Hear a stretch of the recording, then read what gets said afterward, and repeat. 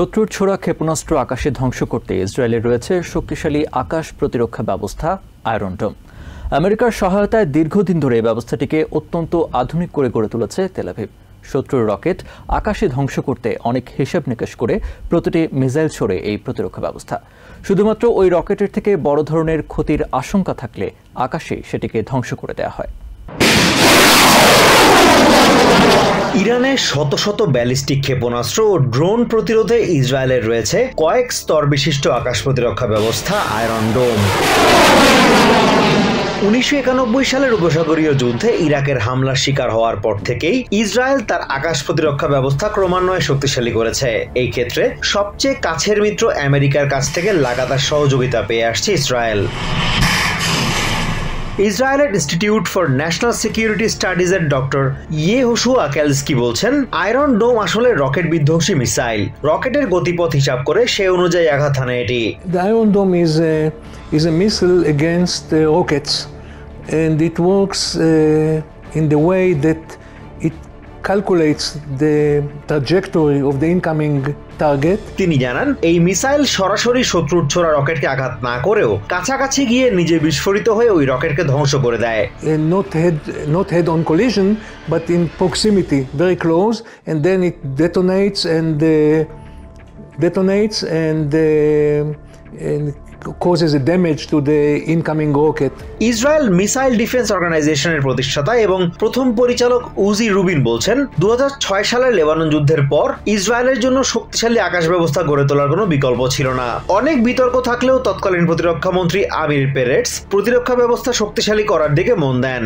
এতে সহযোগিতার হাত বাড়িয়ে দেয় প্রতিরক্ষা ব্যবস্থা নির্মাতা প্রতিষ্ঠান রাফায়েল। চুক্তি সই হওয়ার 3 বছরের মাথায় কার্যকর আকাশ প্রতিরক্ষা ব্যবস্থা পায় Israel. But Minister of Defense decided to develop a defense system.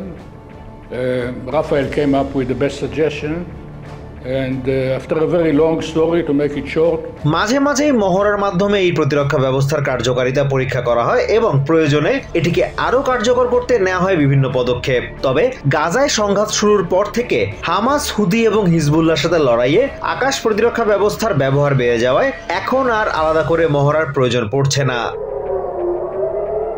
রাফায়েলকে সাশ্রয়ী মূল্যে মিসাইল তৈরির শর্ত দেওয়া হয়েছিল, ফলে শত্রুপক্ষের ছোড়া রকেট শনাক্ত ও ধ্বংসে শতভাগ সফল হওয়াটা ছিল বেশ কষ্টসাধ্য।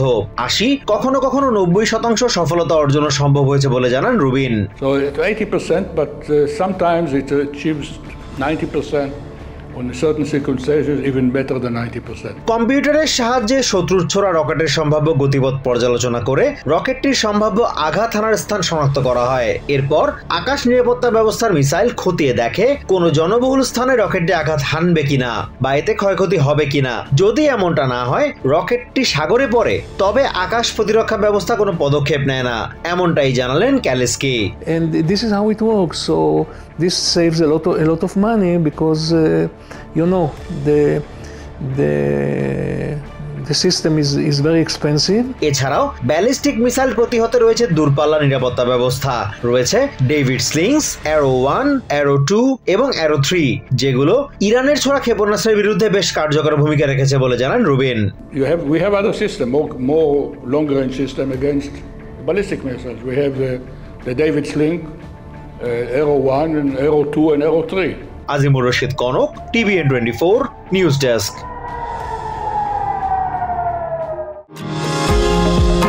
নিউ ইয়র্ক থেকে সম্প্রচারিত TVN 24 টেলিভিশন বিশ্বজুড়ে বাঙালির কণ্ঠস্বর।